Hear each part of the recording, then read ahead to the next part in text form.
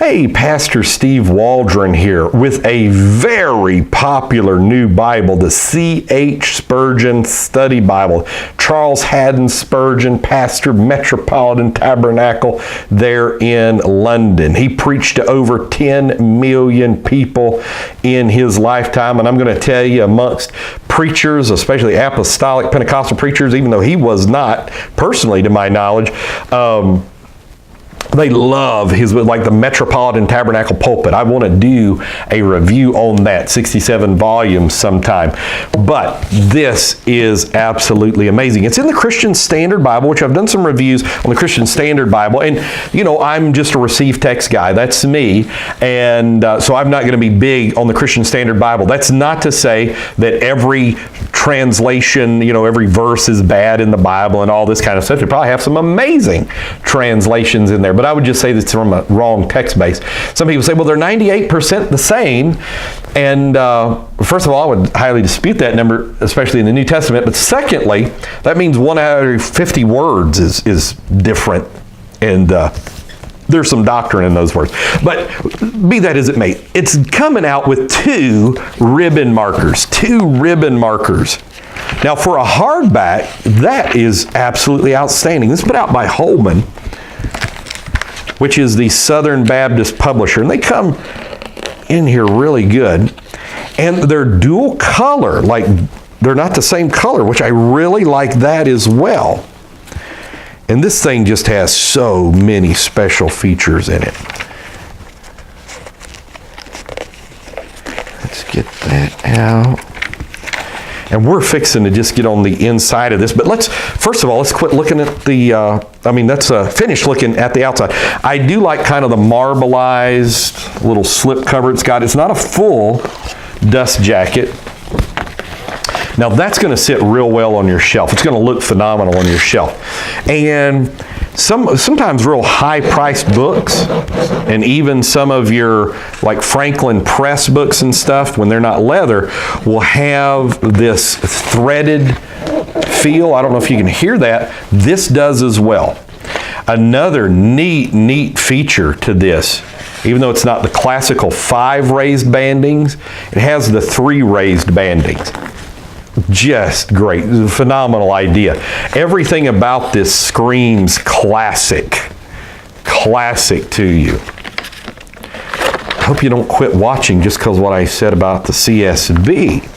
So, look at this. This came out in 2017.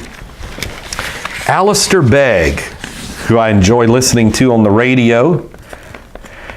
They say having a British accent automatically adds 10 points to your perceived IQ. I believe that. I think it's actually more than that. So the little biography of C.H. Spurgeon, I mean, he was literally a child preacher in a certain sense. And then the lost sermons. Somebody was just telling me they went over to Metropolitan and they were totally stunned at how small the sanctuary is. I guess Peter Masters may still be over there.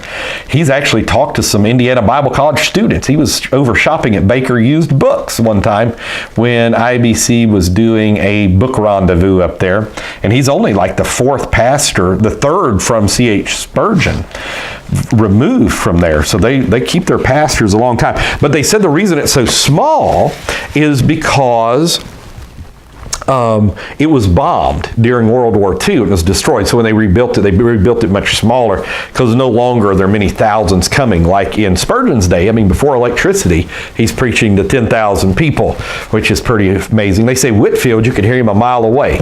Ben Franklin really enjoyed that. But so they built it probably sits 400 or 500 is what I was told. The lost sermons of Spurgeon. Readers will find 20 of Charles Spurgeon's earliest sermon manuscripts from the lost sermons of C.H. Spurgeon, his earliest outlines and sermons between 1851 and 1854, Volume 1, B.H., which is Broadman Holman Academic 2017.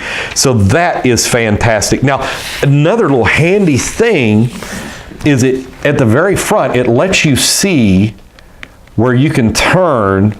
So let's say you're preaching or you're teaching or you're just curious what Spurgeon had to say about something. You can look in here and see if he said something in this Bible on that particular subject. So So even if you don't particularly care for the CSB, you might enjoy this Bible. But I think this Bible is selling really well. He was known as the Prince of Preachers. And he really is. You know, as a young man, I had it in my mind I was going to read the whole Metropolitan Tabernacle. You know, at 24, anything is possible. What's that old saying? The Lutheran minister, he said in his 20s, I'm going to take over the world. In his 30s, he says, I'm going to take over my state. In his 40s, he said, I'm going to take over my city. In his 50s, he says, I'm going to take over my neighborhood. In his 60s, he said he's going to take over his home. In his 70s, he's like, I just want to take over myself. You know, and so that's kind of, you know, the youth have vision and all this. But God really is changing the world through people. And we could get into the debate, does God need people and all this? So this Spurgeon's illustrations, we won't get into all the nuances about God needing people and all this. But he was quite the expositor, just fantastic.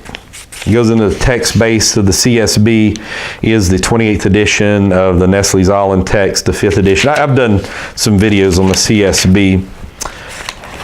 And so, now, one thing that was a little disappointing to me is in the introduction, they're a little bit liberal in their introduction. But it's not Spurgeon. Spurgeon has one little thing on Genesis. This is not Spurgeon. So if you're expecting Spurgeon in the introductions, they're just like they'll have a paragraph or quote or maybe a few paragraphs, but not the entire introduction. And it's just one page. But now all this down here is going to be Spurgeon. It's kind of got the green color scheme going on. That's kind of nice. So it'll tell you all the places where Spurgeon. Now I tell you one thing I really need to read up on. I'm seeing green, and I didn't see anywhere identified what that green means. I probably overlooked that, but I don't know if Spurgeon just spoke the green or, but it seemed like in reading the notes that it's very Spurgeon-esque even when it's not in the green. So maybe the green indicates an illustration or something. But they're going to have copies of it. I mean, this is just so neat. That is absolutely ultra cool right there. No doubt about it. Absolutely fantastic. Copies, handwritten copies of his message. The guy to write 67 small print volumes. I mean, I don't know if it's 100,000 pages or what, but just absolutely incredible.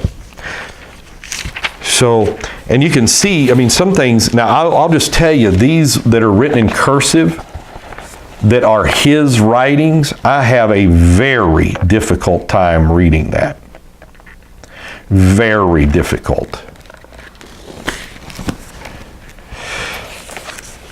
I'm just going to take you to another page here that had some amazing things on there. So there's a lot of notes. Now this is a big Bible, I will say that. It's not huge. It's wide. Let's take a look and just see the dimensions of this Bible. It looks like it's almost 7 inches wide, so it is wider than your average Bible. It just felt just a little wider to me. Yeah, it's just a shade under 7 inches. It reminds me a little bit of maybe the old inductive study Bible Kay Arthur had. And it's about 9.5 inches tall. It's not real thick. It's not going to be as thick as many of the study Bibles that are out there today. And let's see how thick this thing is. 2 inches. It's solid 2 inches, maybe a hair under 2 inches. So it's not a huge Bible, but it is a large Bible. I'll show you it compared to my Cambridge large print King James text only. It's noticeable in every dimension, especially in width here. I'll show you the thickness of it as well. I'll turn it around the other way so you can see the thickness from this angle also. And it's actually a little wider than I didn't have it all the way to the edge, my Cambridge King James. So let's take a look. Let's see if there's anything in the middle of this. Sometimes between Malachi and the New Testament, there's just some excellent things. Not here, just says New Testament. Then it's going to have circumstances for writing, and then Spurgeon on Matthew. The Father revealed himself, not to the eyes as the Spirit did, but to the ears. And the words he spoke clearly indicated that it was God the Father bearing witness to his beloved Son. All right, so let's see if it's got red letter. A lot of notes on here. Salvation from sin. It is not going to be red letter. Now, the print is wonderful print. I'm going to guess it's a solid 11, man. And it's just great size print. It's very readable. Now, the notes are smaller, but that's customary in study Bibles for the notes to be smaller. It does have in-text paragraph headings that are very deep and dark, has some ghosting. It's not lined up good. And lining what's on this page to what's on the next page is so important. But I'm going to guess the notes are only about an 8. But it's, again, no complaints. Not red letter. I don't mind that. And so very readable. Now, those things in cursive, I understand the point. It's cool, but man, it is tough to read. I personally like the green. I think I like, the green is just a nice touch, and it's a right green. It's like a hunter green. And here is a CSB concordance. It's a very, very comprehensive concordance. You can see under Abraham there, under the concordance, that it's just loaded. And so we're going to check how many pages this is, if it'll let us. So it starts on page 1721 and goes to 1804. So that is 83 pages of concordance. So that's really good. Excellent maps. I really appreciate the Holman maps, and they actually have Israel going through water out of Egypt, which so many even conservative Bible publishers' maps don't. In that respect, I appreciate like the Common Man's Reference Bible, at least it does. But you can see these Holman maps, and it lets you see like that Jerusalem is really the center of the world. It's the center of the land area of the world. So this is just a lot of stuff. If you're a Spurgeon fan like I am, you just like C.H. Spurgeon. What can I say? So this Bible will be a definite buy. The gold stamping on the front, the things in the back, the 3 raised things. So when you take this off, 2 ribbon markers, multicolored. What more can I say? A lot of stuff from the Prince of Preachers, C.H. Spurgeon. God bless you. I'll talk with you later in Jesus' name.